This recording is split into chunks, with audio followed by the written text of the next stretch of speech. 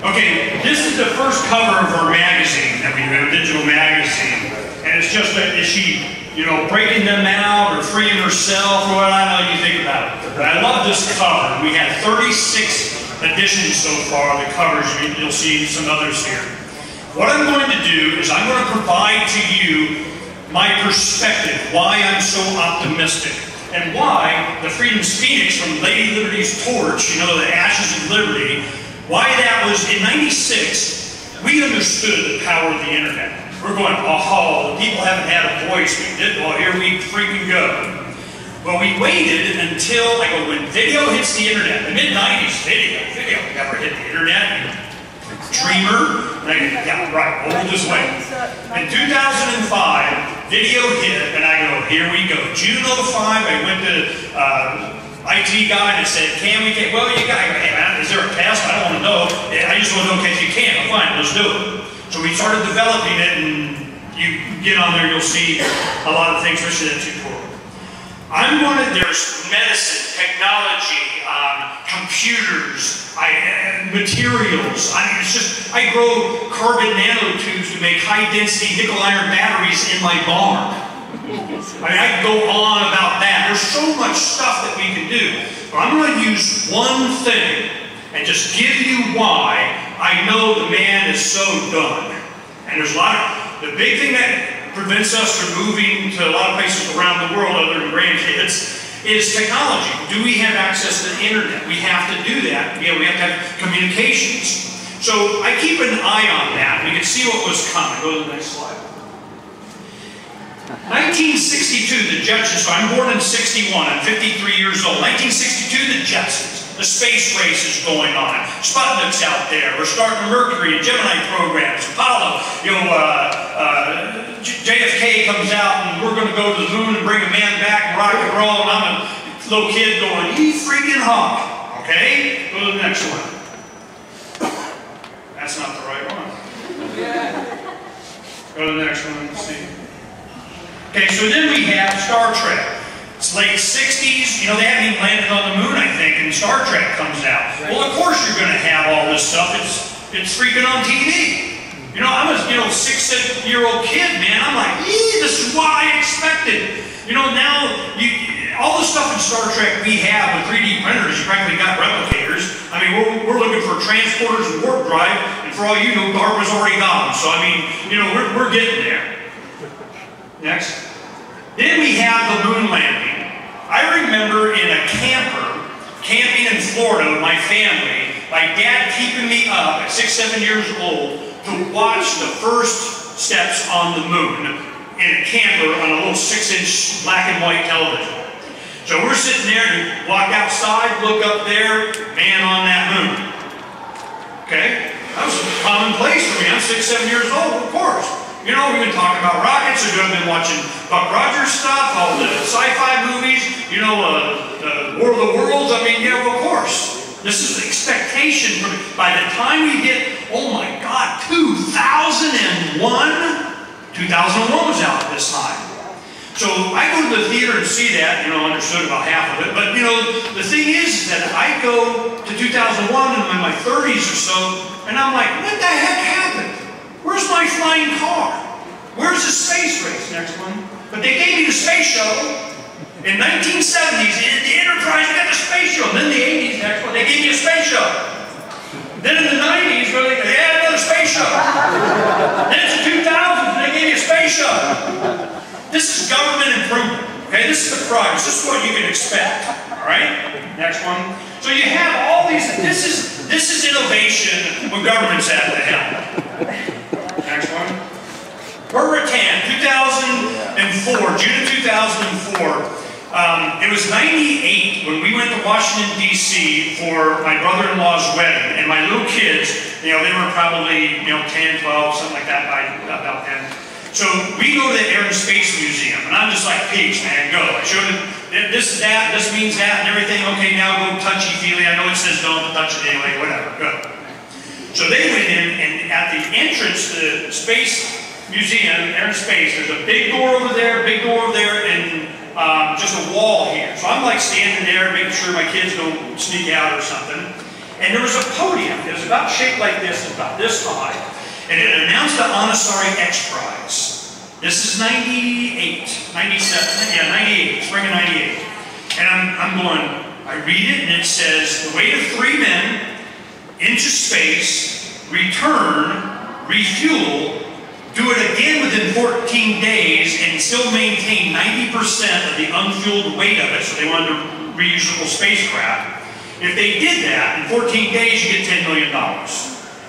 It's the Lindbergh Prize all over again. That was $25,000 back when it was real money. And they're going, we're going to spark a new space race. So I'm going, very cool. I'm on the radio years later. It's 03, and then I hear that Burt Rutan, Scale Composites, that makes a lot of futuristic carbon fiber planes and all this kind of stuff, I was a big fan, that he was being funded $20 million to get a $10 million prize by Paul Allen, Bill Gates' partner in Microsoft. So I'm going, oh, we're going, you know, somebody needs to turn me down. You guys should have thought.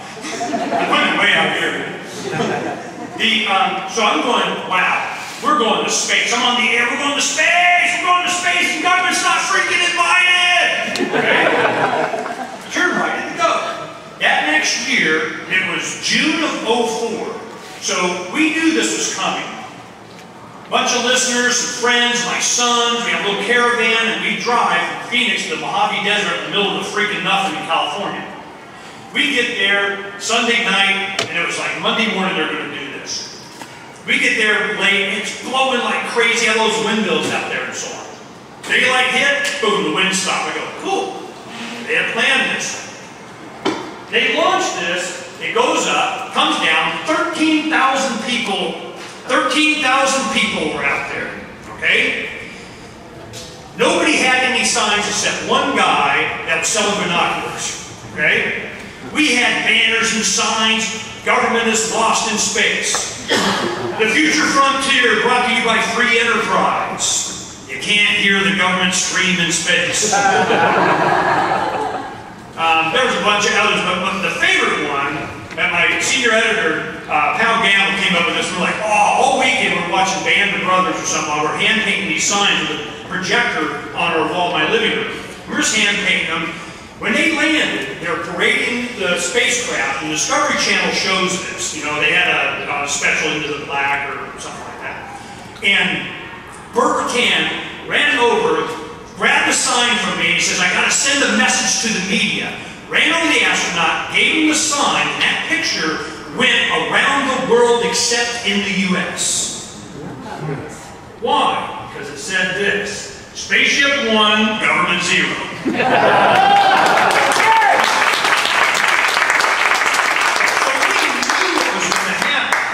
When we could go privately into space, oh, I gotta tell you this one aside real quick. After the after party, we're there, we just got snuck in, you know, billionaires and, you know, Branson, everybody's around, and he invested in Spaceship 2 and all that stuff. So what we did is we had these signs, we're just standing there holding them. You go looking, you know, for this sign on a search image or something, and we're standing there holding these signs, change it out, get another one, you know, all of us are sitting there doing that. Well, what happened, one of the guys from the airport came up and he goes, oh yeah, we had to get special permission. What? Well, we went to the FAA and we said we needed a flight plan to go to space. Now, keep in mind, you know, 15 years before, Burt Rutan had done Voyager that went around the world on 1 tank of gas, 9 days. Remember that? Some of you may remember. So he goes right and goes, what a great country you are. Build a plane, get a tail number, file a flight plan, we're going around the world, peace out, they win. Comes back, man, Reagan, you know, gives him the Medal of Freedom and freedom! We're going to space, are we allowed to leave? Nah. When I went to the FAA first, they go, well, we don't have a form for going to space. She said, thank you very much, and left. No, we demand a piece of paper that says we don't need a piece of paper. We just created a bureaucracy. I was real butthead about it then.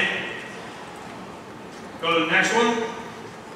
Then they started planning, this is called Spaceport America. This is near Truth and Consequences in southern New Mexico. They made a mistake of the PR thing that the state spent $200-something million building this thing. Next one. There it is. Ron and I went there a few years ago on 4th of July just to hang out in the middle of nothing. Spaceship 2, that's going to be their base. It just went up for sale last week. Okay. We should get back in private hands. So I'm going, this is what's happening now, not later. Next. So if we're able to go into space, I mean, how are we going to get there? What are we going to do? How are we going to be? This is Bigelow Aerospace. You know him as budget suites and hotels. He spent $70–80 million having a Soviet rocket put up his own space station that's been up since 2006, and you never heard about it. Oh, I'm sorry. And they put up a second one. Hear about that one either? Genesis 1, Genesis 2. They're up holding pressure right now. They're ready to go to the break next. It is one to center tube, and then it expands with air pressure, and it's got Kevlar, feel, all kinds of shielding and stuff around it. Goes up on a rocket, boom, space station. There's two of them right now. Almost a decade. Never heard about it. Next. That's what they look like. Next. They want to go to Lagrange points. There's going to be way stations going up and down from the moon and Earth, kind of now, not later. Next. The International Space Station, NASA goes, no, you don't want to do that. You don't be American. You know, we're going to let you put one of your modules, you custom build it, we'll put it on the space station, you can do that and give you money. It's all good. Okay, so they did. SpaceX took it up there, it's on the space station right now. Next. But what did this mean?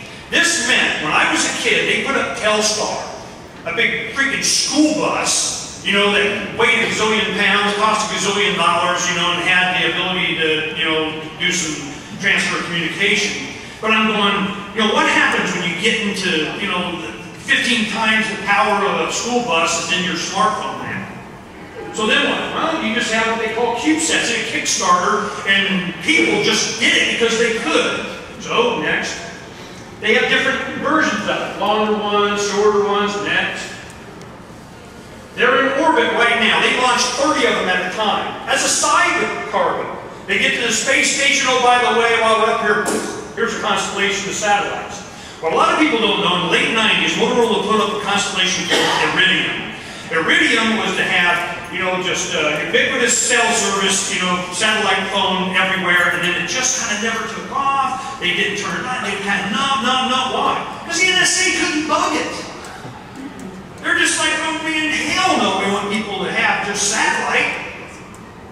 So then, just last year, they have a thing that's called Text Anywhere.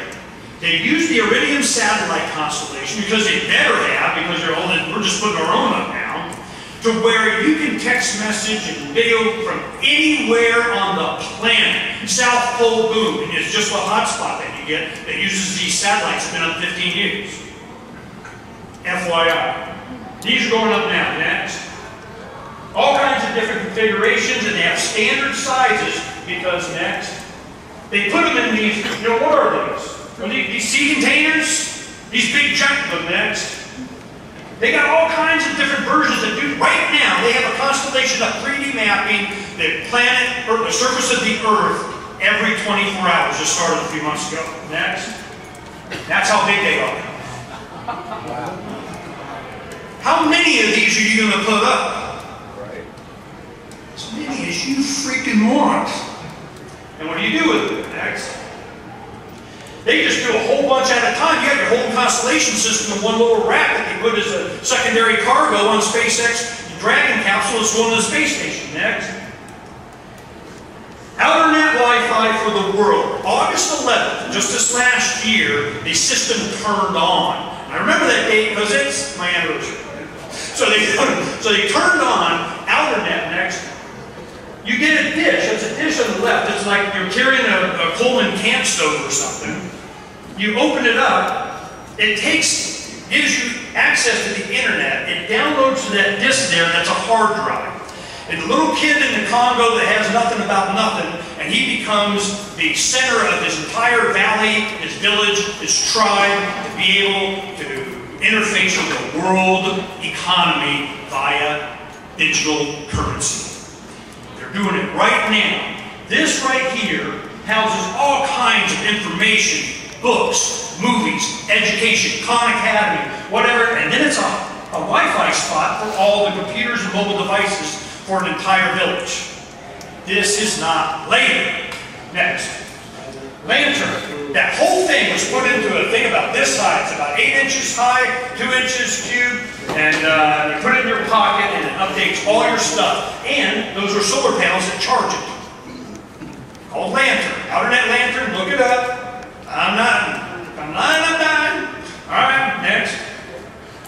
SpaceX, they call it, we went through the first one, Falcon 1, Falcon 5, Falcon 9. This is Falcon 9. Elon Musk is the one that had PayPal. Elon Musk sells PayPal, and he goes, well, what am I going to do with my gazillion dollars? Well, let's see. Let's, have electric cars with Tesla. My cousin's running the Solar City, does a lot of solar stuff, and gosh darn it, I want to die on Mars, preferably not on impact. Okay? That's what he says. So he's going, not only can he make, he goes, if you make an airplane, it costs X. I go like this and call it a rocket, it's 1,000X. Why? All the subcontractors, all the government programs, all the restrict that. They goes, you know what, I'll do it myself, thank you very much. You know, how much does aluminum cost? I'll buy it, raw material. How much is titanium? They 3D print with powdered titanium rocket engine pumps. These started to 3D print everything, like Iron Man, like moving the thing around and so on. He gets up, you go, Elon Musk, Iron Man, and you'll see the video, it'll freak you out. These things that you see on the side are legs that fold out. What a lot of people don't know is he's already landed a couple of times when they go to the space station with Dragon and drop off stuff. The first stage comes back and lands on the water and then falls over. Next. The Falcon 9 is the third one from the left. They're going to Falcon Heavy, like push them together, and then he has a bunch of others there on the drawing board that's coming. And they're coming. Next. This is Falcon Heavy. This is what's going to be the Mars, putting a lot of the payload in the orbit to start going to Mars. And he's saying 2 or 3 launches of this, we're going to Mars. Next. This is the Dragon space capsule. There's a competition that was going on with Boeing, Lockheed, and whatever. SpaceX Dragon capsule was kicking the crap out. They wanted 7-person capacity. And he goes, yeah, but why parachutes, man? That's so not cool to a 7-year-old. Next. They need to be able to land. This is at the space station. They've already been supplying. What do you think happened when they stopped the shuttle? Somebody had to do it. And then what happened? And everything that we do now, it's old Soviet rockets. I thought we were in sanction with them or something. You know? So he's like, why are we using I can do this a lot for 15% of the cost. And when I save the first stage of 9 rocket engines that don't go in the ocean, oh, it's going to get uber cheap. Next. This is the inside. The control panel looks like freaking Star Trek. Next. This is the view from the first stage landing on the ocean. They just got a picture of it, took a snapshot as it landed on the ocean, and they took a picture. Next. This is the platform that they created. This is their landing pad in the Atlantic that they're going to land. And there's not, go to the next one. There's not that much room. They already hit one. It was in a big storm. They go, what the hell, it's going to go down anyway. Shh, bam, they hit it and it falls over. And I go, they hit it? From space? Oh my God. They have been doing in Texas right now, if you look for Grasshopper, SpaceX Grasshopper, 10-story high rockets have been going up and down, perfecting this technology. It's already been done. Next. And the Dragon lands with rockets. Next. And going to Mars. Now, not later. Next. So on Freedom's Phoenix, we cover this in our magazines and so on, and you don't see it, but above the doorway there in the ship, which is the Phoenix, and it's really cool, and the wings kind of thrusting, Biden perches down, it's really cool, man. Right up here. Above the door it says, Wichita G. Like a Stan Stoffel thing. Wichita G. We're going to space and government is not invited. Next.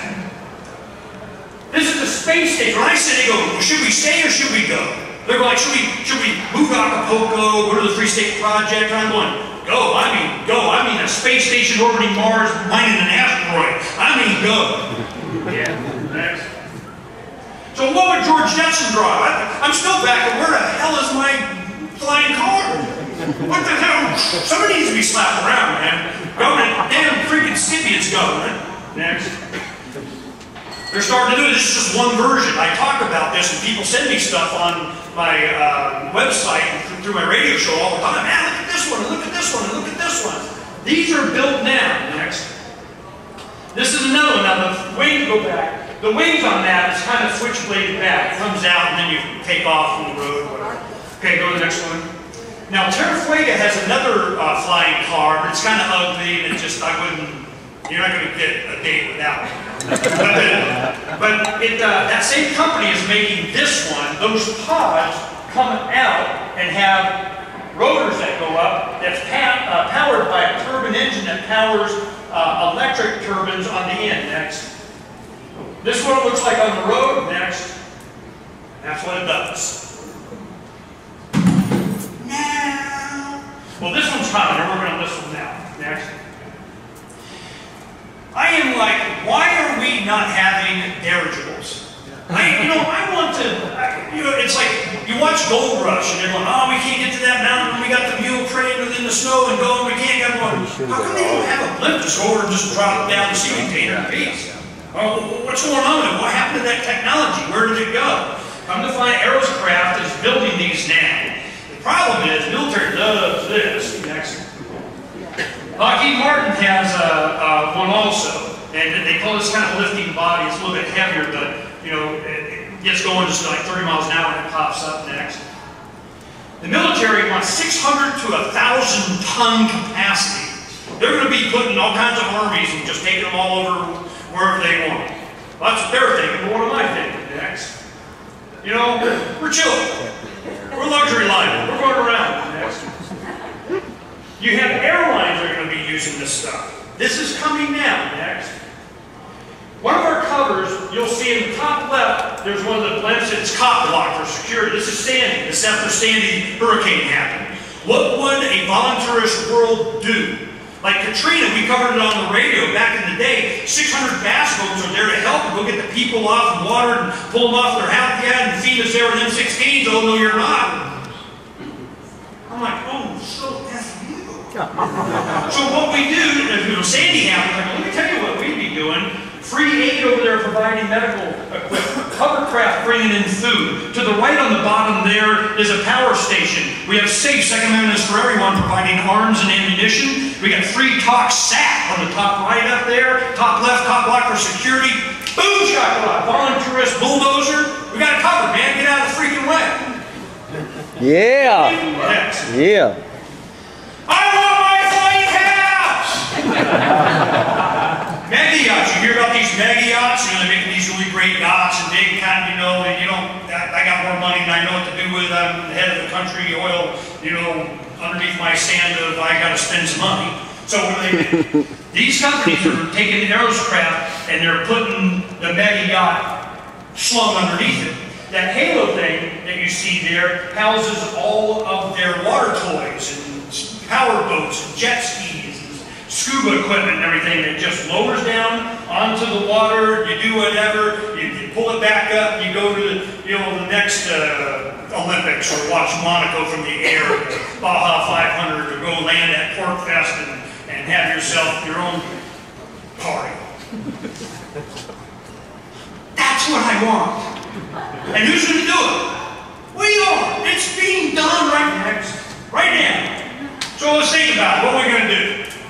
We got the world. What are we going to do? And who's it for? Next. It's for Generation Next. Free your mind, your ass will follow. Peace.